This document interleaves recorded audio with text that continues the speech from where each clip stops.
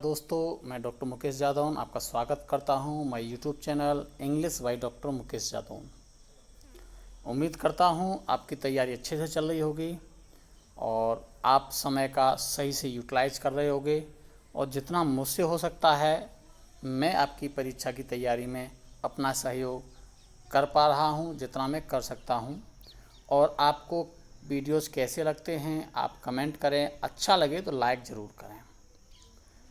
Practice set 7 के साथ हम आज प्रेजेंट हुए हैं।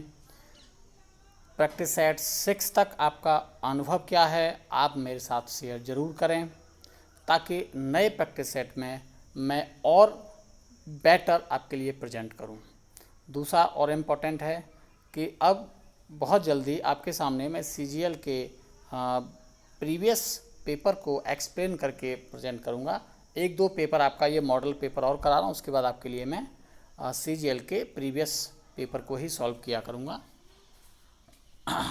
तो इसमें पहला आपका है क्वेश्चन आपका फिलिंग द ब्लैंक्स से। Filling the blanks with the most suitable option. आपको कुछ ऑप्शंस दिए हैं, उनमें आपको देखना है कौन सा ऑप्शन सूटेबल है।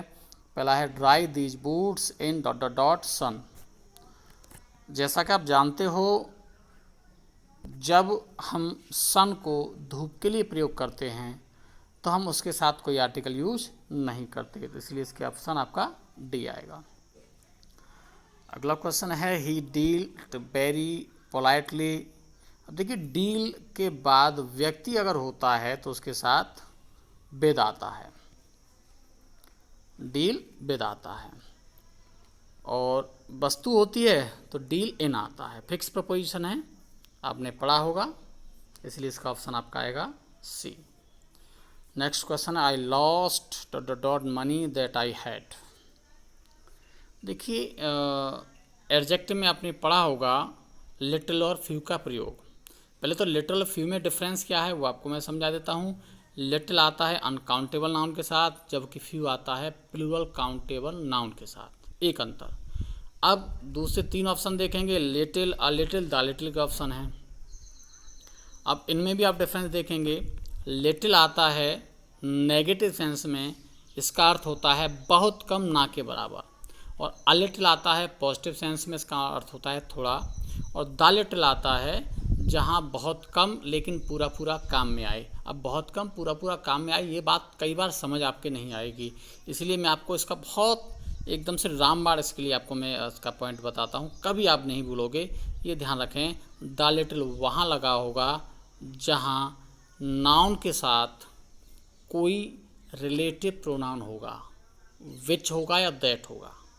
बिना विच और दैट के द लिटिल नहीं देखोगे, द फ्यू नहीं देखोगे।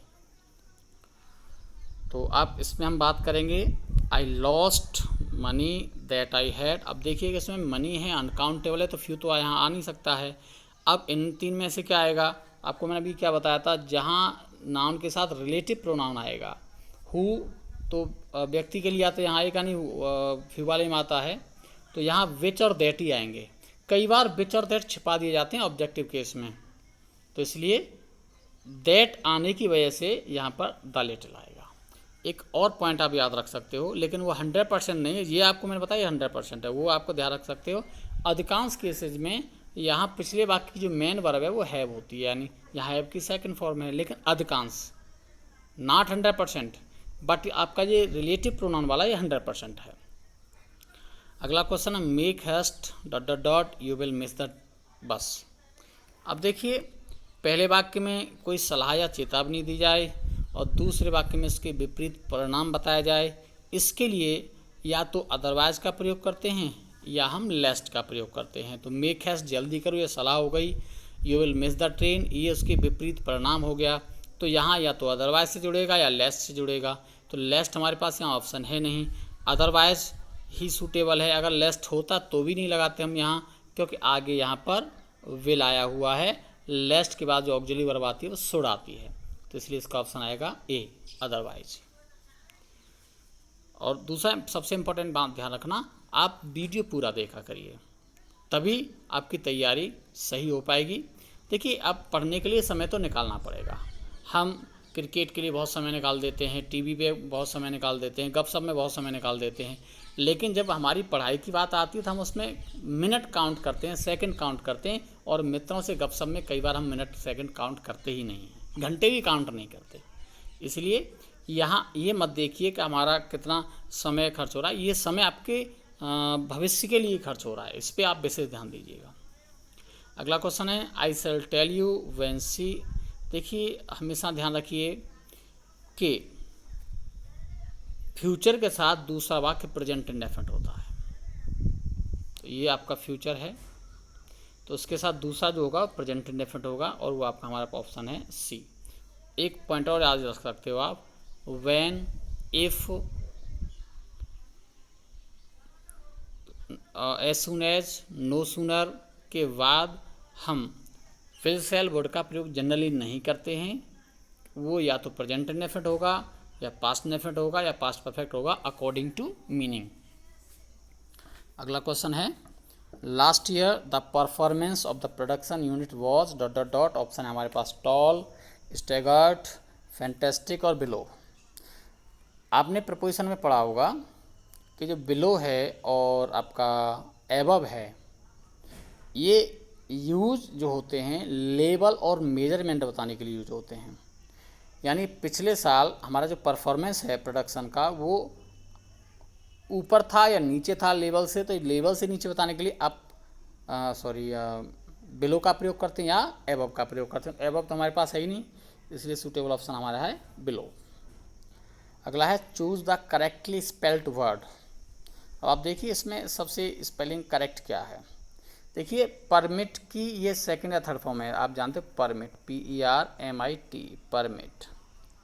और एक पॉइंट आप ध्यान रखेंगे कि यदि कोई भी वर्ड अंत में कॉन्सोनेंट और उससे पहले एक वॉवेल आता है तो उसमें हम ED जोड़ेंगे या ING जोड़ेंगे या उसमें हम ER जोड़ेंगे, तो ये अंतिम जो लेटर है वो डबल हो जाता है, यानी T यहाँ पे डबल हो जाएगा। उसके अकॉर्डिंग आपका सूटेबल ऑप्शन आएगा ए। आगे है antonym of the given words. ये आपके कुछ शब्द दे रखे हैं, इसको आपको एंटोनाइम देखना है। और पहला है आपका इंसिस्टेंट, और इंसिस्टेंट का मतलब होता है निरंतर। इसका ऑप्शन ए है कंटिन्यूअस, कंटिन्यूअस मीन्स जारी। ऑप्शन बी है इंटरमीडिएट, इंटरमीडिएट का मतलब होता है रुक रुक कर। और आपका सी ऑप्शन है अनसीजिंग मीन्स अटूट। और डी ऑप्शन है कांस्टेंट मीन्स निरंतर, इसलिए इसका आपका ऑप्शन हो जाएगा डी, कांस्टेंट।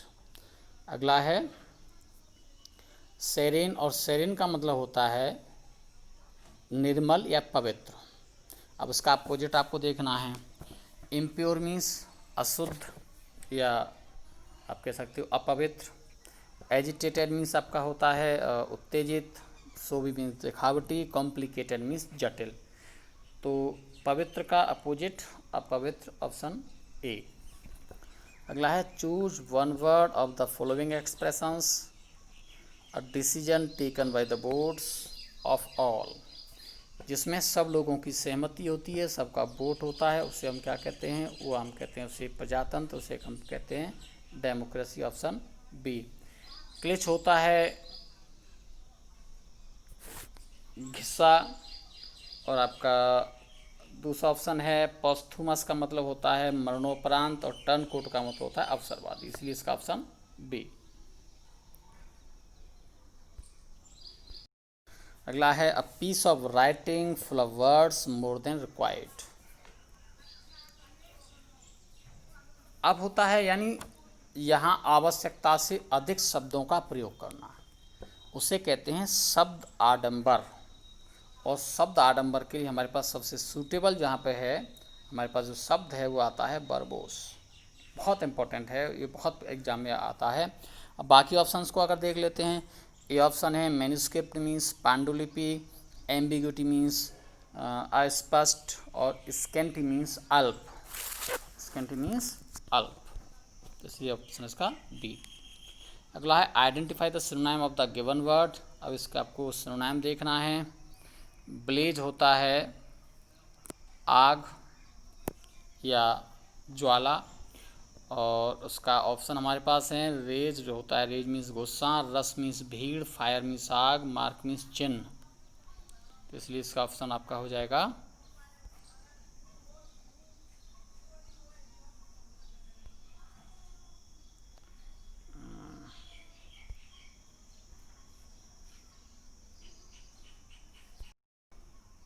फायर। इसका ऑप्शन हो जाएगा फायर, सी। नेक्स्ट है मैसेकर। मैसेकर होता है नरसंहार, यानी एक साथ बहुत से लोगों का कत्ल कर देना, उसे कहते हैं नरसंहार। ऑप्शन ए है स्टेप। स्टेप का मतलब होता है छुरा भोंकना। दूसरा ऑप्शन है स्लॉटर। स्लॉट मीन्स भी होता है नरसंहार, कत्लेआम। सी ऑप्शन है मर्डर मीन्स हत्या, और एसेसिनेट का मतलब ही होता है हत्या। तो इसलिए इसका ऑप्शन आएगा आपका सी, सॉरी बी, स्लॉटर। अगला है from an adjective from the given word. इसका एडजेक्टिव क्या होगा? क्राइम का एडजेक्टिव होता है क्रिमिनल, ऑप्शन डी। क्राइम का ऑप्शन क्रिमिनल। नेक्स्ट है give the plural of the given word self. अब सेल्फ का प्लूरल क्या होगा? जनरली अंग्रेजी का एक नियम है कि एस जोड़ करके प्लूरल बनाया जाता है, लेकिन there are some 12 nouns which are made plural by adding ves in the place of ending f, and these verbs include, वो ऐसी कौन कौन सी वर्ब हैं? these verbs are self shelf और एक self self, life, wife, thief, loaf, wolf, calf, half, ये knife, ऐसी कुछ ये 12 nouns हैं जिनको हम ves के नियम से बनाते हैं बहुवचन, इसलिए इसका ऑप्शन आपका आएगा डी। नेक्स्ट क्वेश्चन है आपका कॉमन ईयर से है। If there is any incorrect part in the following sentences identify it. Apply how close the ball will come depend on how forcefully it was hit. अब देखेंगे कि अभी आपको मैंने बताया था कि फ्यूचर के साथ दूसरा जो वाक्य होता है वो प्रेजेंट का होता है। बॉल कितना नज़दीक जाएगी ये डिपेंड करता है उसे कितनी ज़ोर से मारा जाता है, यानी अगर ये अगला फ्यूचर हमारा है तो यहाँ पे हमारा ये प्रेजेंट होना चाहिए। इट इज़ हिट, ये पैसिव वॉइस का आपका है। क्वेश्चन नंबर 17 है in spite of the help offer to him he refuses to accept and I decided to leave him alone. एक टाइम एंड टेंस का बहुत इंपॉर्टेंट रूल है कि पास्ट के बाद अगला वाक्य पास्ट में होता है। ये ऑफर्ड है तो यहाँ भी ये पास्ट में होना चाहिए। क्वेश्चन नंबर 18 देखेंगे। All his schemes were to murder the king ended in smoke. अब ध्यान रखेंगे एक फ्रेजेज हैं और idioms and phrases. End in smoke का मतलब होता है एंड इन नथिंग या कम नथिंग, यानी ऑप्शन बी।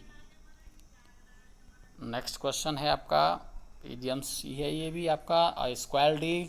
अ स्क्वायर डील का मतलब होता है अ फेयर बार्गेन। इसका ऑप्शन आपका आएगा ए।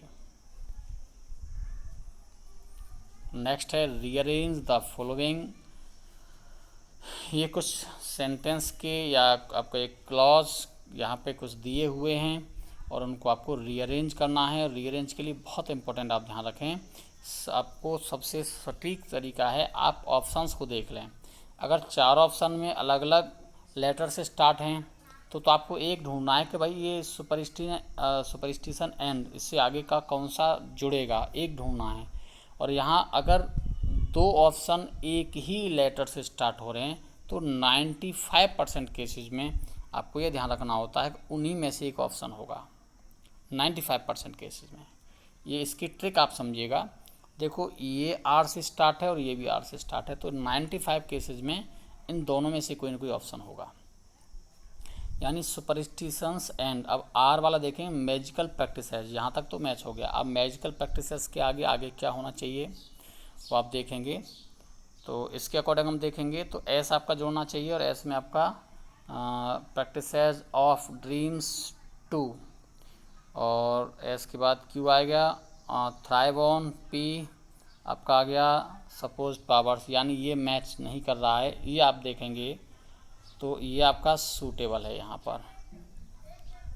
अगला है आपका पैसेज, और पैसेज को आप ढंग से पढ़ लें, बहुत छोटा सा ही पैसेज है इसमें। तो है unlike the message intellectuals have a taste for rationality and an interest in facts. Their critical habit of mind makes them resistant to the kind. ये थोड़ा टाइपिंग मिस्टेक है, ये किंग नहीं है, ये काइंड है, यहाँ पर काइंड है। Kind of propaganda that works so well on the majority. Intellectuals are the kind of people who demand evidence and are shocked by logical inconsistencies and fallacies. They regard oversimplification as the original sin of the mind and have no use for the slogans, the unqualified assertions and sweeping generalization which are the propagandist stock in trade. Passage बताना चाहता है कि जो intellectuals personalities हैं वे अपने दिमाग का, अपनी आप कह सकते हैं रीजनल पावर का, तर्क शक्ति का प्रयोग करते हैं और किसी भी बात को मानने से पहले, विश्वास करने से पहले उसका तथ्य खोजते हैं। उन्हें इंटेलेक्चुअल्स कहा जाता है। लेकिन भीड़ में हमारी जो सोचने की क्षमता है वो कम हो जाती है, ख़त्म हो जाती है। अब इसके ऑप्शंस हम देखेंगे, क्वेश्चंस हम देखेंगे। The first sentence of the passage suggest that, first sentence क्या कहता है? फर्स्ट सेंटेंस आप देखेंगे कौन सा है। First sentence, unlike the masses intellectuals have a taste for rationality and interest in fact.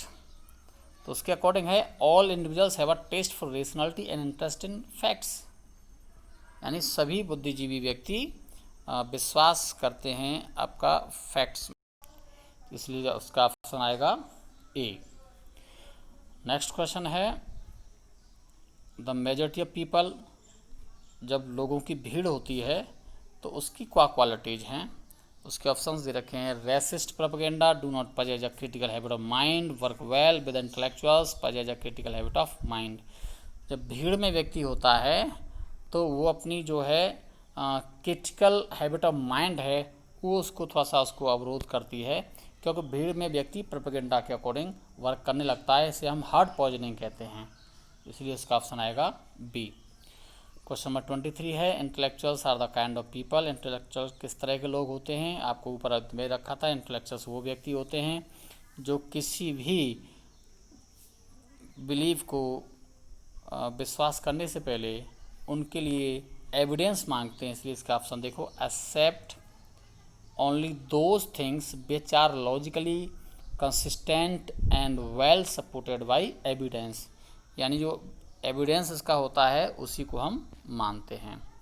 अगला हमारा ऑप्शन है, क्वेश्चन है 24, फैलेसीज मीन्स, फैलेसीज का मतलब क्या है? फैलेसीज का मतलब होता है झूठे आपका तथ्य, झूठे एविडेंस, यानी फॉल्स बिलीव्स, झूठे विश्वास, यानी ऑप्शन सी। सॉरी, इसमें गलती से इसके ऑप्शन गड़बड़ हो गए हैं। ए आपका ये होगा, ये आपका बी होगा, ये सी है और ये आपका डी है, इसलिए ऑप्शन इसका सी आएगा।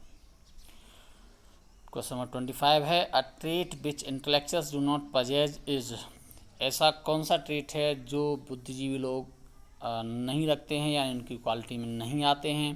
पहला ऑप्शन है क्रिटिकल थिंकिंग, दूसरा है ओवर सिंप्लीफिकेशन, तीसरा रेशनलिटी, चौथा है लॉजिकल थिंकिंग। तो क्रिटिकल थिंकिंग भी इंटेलेक्चुअल्स की विशेषता है, रेशनलिटी भी उनकी विशेषता है और लॉजिकल थिंकिंग भी विशेषता है। अगर विशेषता नहीं है तो वो है ओवर सिंप्लीफिकेशन, वो किसी भी चीज़ को इतना आसानी से उसको सिंप्लीफाई नहीं करते हैं, इसलिए इसका ऑप्शन आपका होगा बी। यहाँ भी ऑप्शन टाइपिंग में गलत हो गए हैं, ये आपका ऑप्शन बी है और ये आपका ऑप्शन सी है। यदि आपको वीडियो अच्छा लगे तो लाइक करिएगा, शेयर करिएगा, और आप कितना सहमत हैं, आप कितने अच्छे से तैयारी कर पा रहे हैं, आपको कितना मैं सहयोग कर पा रहा हूँ, ये मुझे कमेंट से आप ज़रूर बताएं। और नए क्लास तक के लिए नमस्कार।